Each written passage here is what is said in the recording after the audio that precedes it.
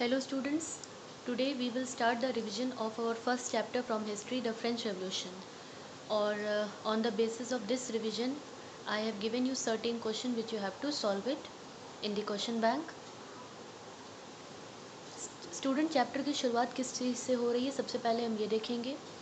Time देखिए क्या है, समय क्या है ये देखिए सबसे पहले तो 14 जुलाई 1789। तो मॉर्निंग का टाइम है, 1789 का ईयर है और शहर कौन सा है, पेरिस। और पेरिस शहर में एक तरीके से पूरी तरीके से क्या है, सिचुएशन बहुत अलार्म है, मतलब कुछ तो हुआ है वहाँ पर जिसकी वजह से काफ़ी चीज़ें चेंज हो चुकी हैं। किंग ने अपने ट्रूप्स को मतलब जैसे टुकड़ी को बुलाकर क्या किया है, शहर में जाने के लिए कह दिया है। उन्होंने ऑर्डर दे दिया है कि एक सेना की टुकड़ी जो है वो पेरिस शहर में जाए और वहाँ की चीज़ों को संभाले। जगह जगह पे रूमर्स, अफवाहें फैल चुकी थी कि राजा ने आर्मी को ऑर्डर दे दिया है, किंग ने आर्मी को एक ये ऑर्डर दिया है कि वो नागरिकों के ऊपर, सिटीजन्स के ऊपर क्या करने वाली है, फायरिंग करने वाली है। तो इस तरीके की झूठी अफवाह फैल गई थी। 7,000 men and women gathered in the front of the town hall and decided to form a people military.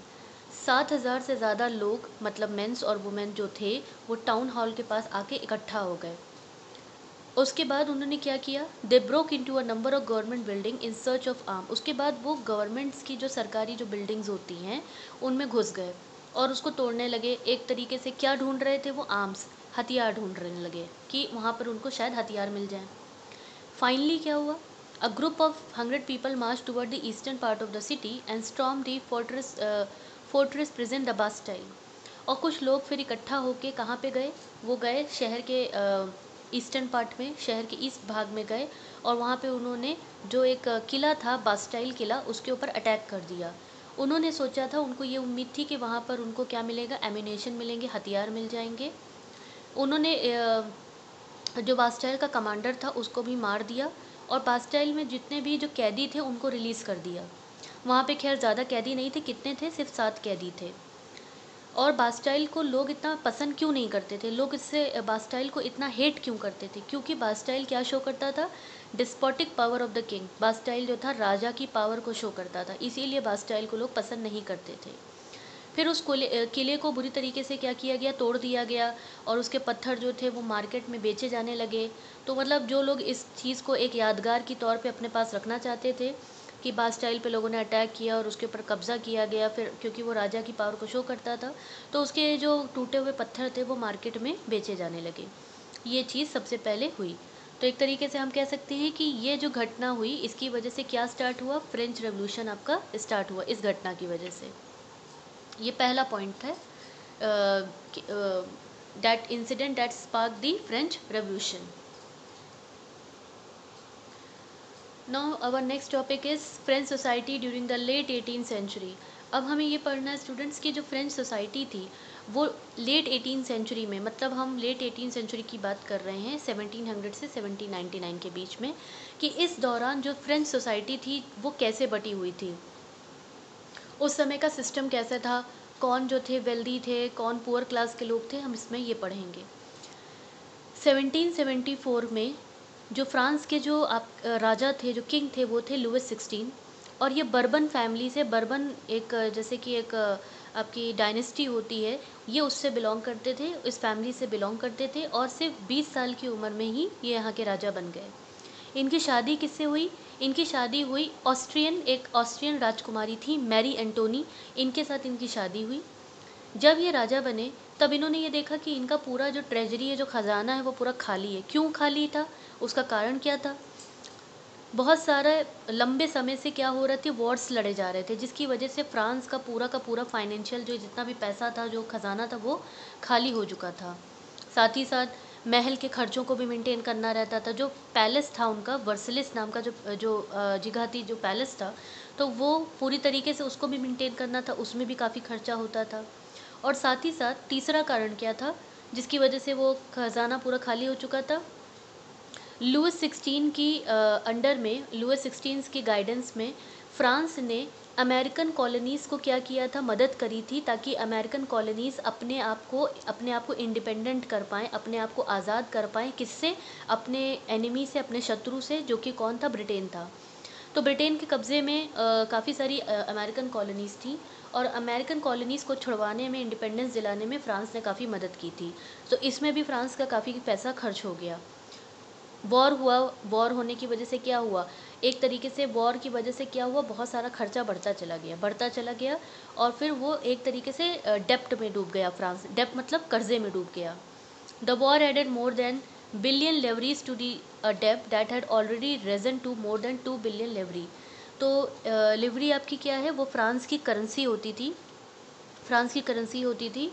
और एक तरीके से युद्ध की वजह से ये खर्चा जो था बढ़ता चला जा रहा था, और वो फ्रांस जो था डेप्ट में उसमें आ गया था, कर्ज में आ गया था। जो भी लेंडर्स थे जिन्होंने फ्रांस को लोन दिया था, जिन्होंने पैसा दिया था, अब वो भी अपना लोन वापस मांग रहे थे, और 10% का इंटरेस्ट चार्ज कर रहे थे। टू मीट इरेगुलर एक्सपेंसेस, साथ ही साथ लुइस 16 जो वहाँ के राजा थे, उनको वहाँ के रेगुलर खर्चे भी मेंटेन करने थे, जैसे आर्मी का खर्चा हो गया, कोर्ट है, गवर्नमेंट के ऑफिसेज हैं, यूनिवर्सिटीज़ हैं। तो इसीलिए अब उनको क्या लगा कि अब उनको टैक्सेस को बढ़ाना पड़ेगा, अब टैक्सेस को उनको इंक्रीज़ करना है। Yet even this measure would not have sufficed. French society in the 18th century was divided into the three states, and only the member of the third state paid the taxes. तो late 18th century में French society जो थी students, वो 3 part में बटी थी, first state, second state, third state. और जो सिर्फ आपका थर्ड स्टेट था वो सारा टैक्स पे करता था। फर्स्ट स्टेट में स्टूडेंट क्लर्जी होते थे, सेकंड स्टेट में नोबिलिटी होते थे, और थर्ड स्टेट्स में आपके merchant, businessman, official, lawyer, peasant, artisan, small peasants, landless labour, servant, ये सब आते थे। The society of state was a part of the feudal system that dated back to the old ages. The term old regime is usually used to describe the society and institution of France before 1789. तो old regime का क्या मतलब होता था? Old regime का मतलब होता था कि फ्रांस में जो पहले की सोसाइटी, जो समाज होते थे, जो फ्रांस के इंस्टीट्यूशन होते थे, वो 1789 से पहले सोसाइटी कैसे थी और उसके इंस्टीट्यूट्स कैसे होते थे। तो उसके लिए एक शब्द यूज़ किया जाता था, ओल्ड रिजाइम, मतलब एक पुराना सिस्टम जो चला आ रहा है काफ़ी लंबे अरसे से। फ्रेंच सोसाइटी जो थी वो किस तरीके से आपकी बटी थी? पीजेंट्स जो थे पॉपुलेशन में बहुत ज़्यादा थे। पीजेंट्स मतलब फार्मर्स की बात की जा रही है, वो पॉपुलेशन में 90% थे।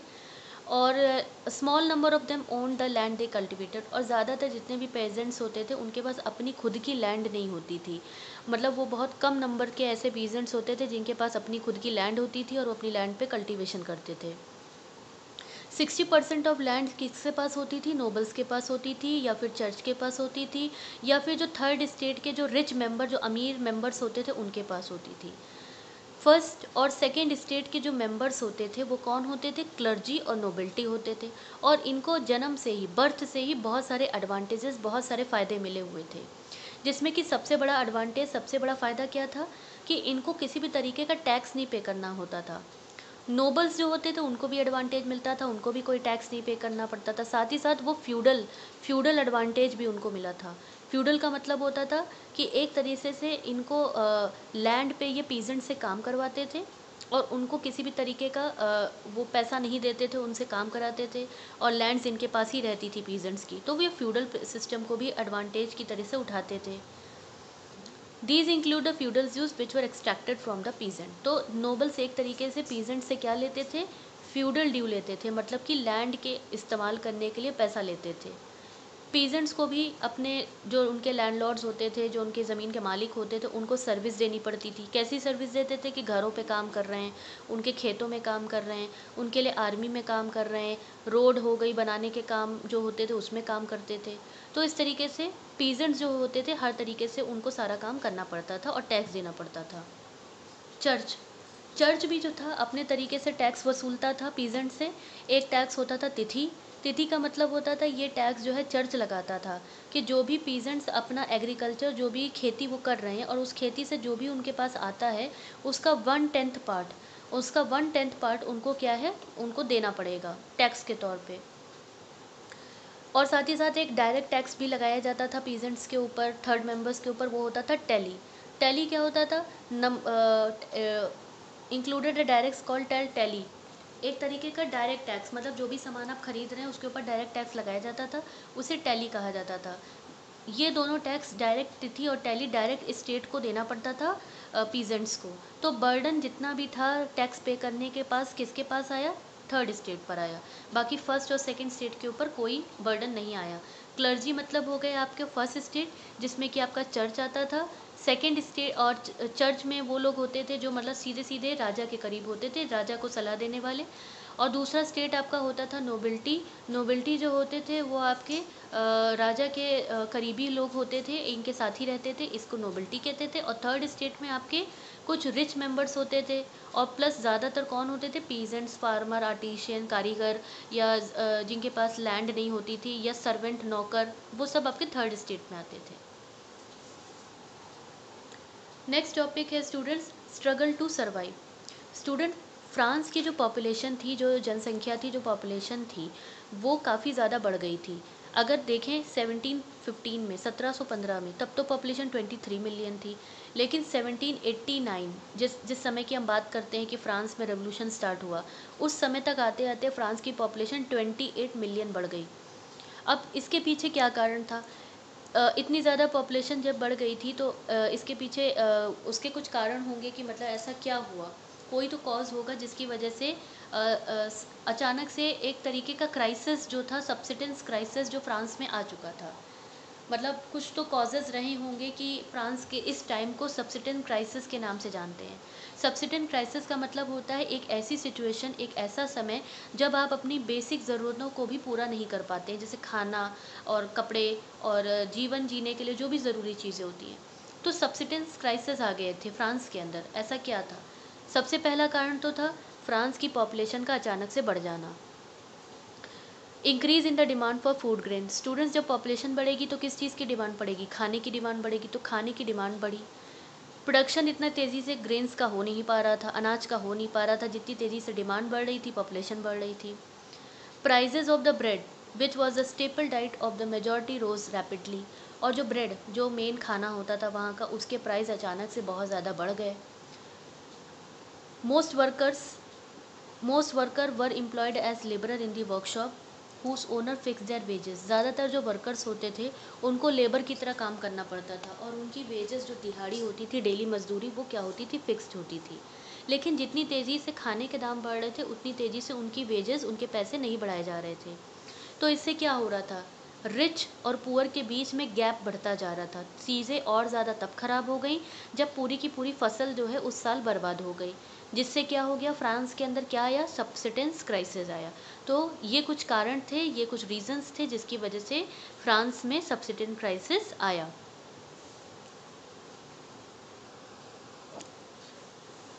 Our next topic is growing middle class envisages an end to privileges। अब हम यहाँ स्टूडेंट्स ये पढ़ेंगे कि एक आपका न्यू क्लास आया, अभी तो first stage, second stage, third stage था, एक नया ग्रुप सामने आया, ये है मिडिल क्लास। और ये मिडिल क्लास जो था एडुकेटेड था, पढ़ा लिखा था। देखिए पास्ट में अगर हम उठा के देखेंगे तो जो पीजेंट्स होते थे, फार्मर्स और जो वर्कर्स होते थे, उन्होंने बहुत ज़्यादा पार्टिसिपेट किया रिवोल्ट में, मतलब काफ़ी अपनी आवाज़ उठाई। क्यों? क्योंकि उनके ऊपर टैक्स बढ़ाए जा रहे थे, उनको खाने की कमी थी, लेकिन उनके पास अपने काम को पूरा करने का कोई तरीका नहीं था। कोई एक मतलब उनके पास मीन्स नहीं थे, मेथड्स नहीं थे, प्रोग्राम नहीं था जिससे कि वो अपने कामों को पूरा अंजाम दे पाते या अपनी आवाज़ को ऊपर तक पहुंचा पाते। तो एक तरीके से फिर एक नया ग्रुप सामने आया और इस थर्ड स्टेट की आवाज़ बन गया। तो इस थर्ड स्टेट की आवाज़ कौन बना? मिडिल क्लास बना। जो ये मिडिल क्लास था आपका क्या था? प्रॉस्परस था, मतलब पढ़ा लिखा भी था और इसके पास पैसे भी थे और न्यू आइडियाज़ भी थे। तो ये मिडिल क्लास जो था, थर्ड स्टेट जो कि बहुत ही कमज़ोर स्टेट था, जिसके ऊपर सारा टैक्स का बोझ पड़ा था, तो इनकी आवाज़ बन के ये सामने आया, मिडिल क्लास। हमने 18 सेंचुरी में देखा कि एक नया सोशल ग्रुप सामने आ गया था जिसको नाम दिया गया मिडिल क्लास। अब ये मिडिल क्लास जो था आपका, इसके पास पैसा कैसे आया, इसने वेल्थ, पैसा कैसे कमाया? ओवरसीज़ ट्रेड मतलब कि व्यापार करके, मतलब ओवरसीज़ मतलब कि एक देश से दूसरे देश में व्यापार करते हुए, सामानों को मैन्युफैक्चर्ड करते हुए और एक्सपोर्ट इंपोर्ट करते हुए इन्होंने क्या किया, पैसा कमाया और ये क्या बन गया, एक नया क्लास जिसको नाम दिया गया मिडिल क्लास। इस मिडिल क्लास में कौन कौन आते थे? देखिए मर्चेंट्स होते थे, व्यापारी होते थे, मैन्युफैक्चरर, सामान बनाने वाले होते थे, प्रोफेशंस जैसे कि लॉयर हो गए, ठीक है, या फिर टीचर्स हो गए या एडमिनिस्ट्रेटिव काम करने वाले पढ़े लिखे लोग। क्योंकि ये पढ़े लिखे होते थे, इसीलिए ये बिलीव करते थे कि कोई भी ग्रुप, कोई भी सोसाइटी, कोई भी समाज को जन्म से किसी भी तरीके के एडवांटेज नहीं मिलने चाहिए, सब लोग बराबर होने चाहिए। साथ ही साथ सोसाइटी में चेंजेस लाने के लिए या सोसाइटी में जो भी आइडियाज़ में बदलाव आ रहे थे जो कि ये था कि फ्रीडम, इक्वल लॉ, मतलब सबको आज़ादी का मौका मिलना चाहिए, सबके लिए लॉ कानून बराबर होना चाहिए, सबको बराबर अपॉर्चुनिटी मिलनी चाहिए। तो ये उस टाइम के कुछ फिलोसफर्स होते थे, उनकी वजह से भी लोगों के अंदर इस चीज़ का नॉलेज आया। जैसे कि उस टाइम के फिलोसफर्स कौन होते थे, कैसे थे, जैसे कि जॉन लॉकी, जीन जेकस रूसे। तो इन्होंने कुछ किताबें लिखी थी, इन किताबों में भी यही बात समझाई गई थी। जैसे कि फॉर एग्जांपल जॉन लॉकी ने एक किताब लिखी थी टू ट्रीटीज़ ऑफ गवर्नमेंट, जिसमें इन्होंने राजा के पास जो सारी पावर होती थी इसको इन्होंने रिफ्यूज़ कर दिया था। ये मोनार्की सिस्टम में, तानाशाही में बिलीव ही नहीं करते थे। नेक्स्ट एग्जाम्पल है रूसे का। तो रूसे ने भी क्या किया था, अपना एक आइडिया दिया था पब्लिक को, लोगों तक पहुंचाने की कोशिश की थी। उन्होंने कहा था कि गवर्नमेंट हमेशा ऐसी होनी चाहिए जो कि आपकी सोशल कॉन्ट्रैक्ट पे बेस हो, between the people and the representative. Rousseau carried the idea forward, proposing a form of government based on social contract between the people and the representative. मतलब कि इक्वल, मतलब सबको मौका मिलना चाहिए कि गवर्नमेंट में पार्टिसिपेट कर सकें, और गवर्नमेंट सबकी सहमति से बननी चाहिए। थर्ड आपका एग्जाम्पल दिया हुआ है मॉन्टेस्क्यू का, स्पिरिट ऑफ द लॉ, ये इनकी किताब का नाम है।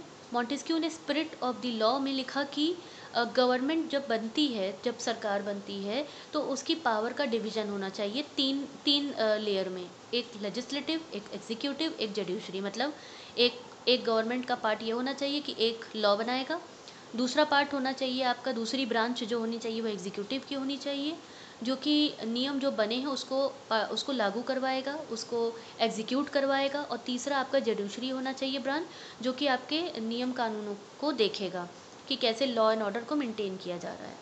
तो इस तरीके से उस टाइम के कुछ फिलोसफर्स थे जिन्होंने इस आइडिया को आगे बढ़ाया था। That's for today, thank you.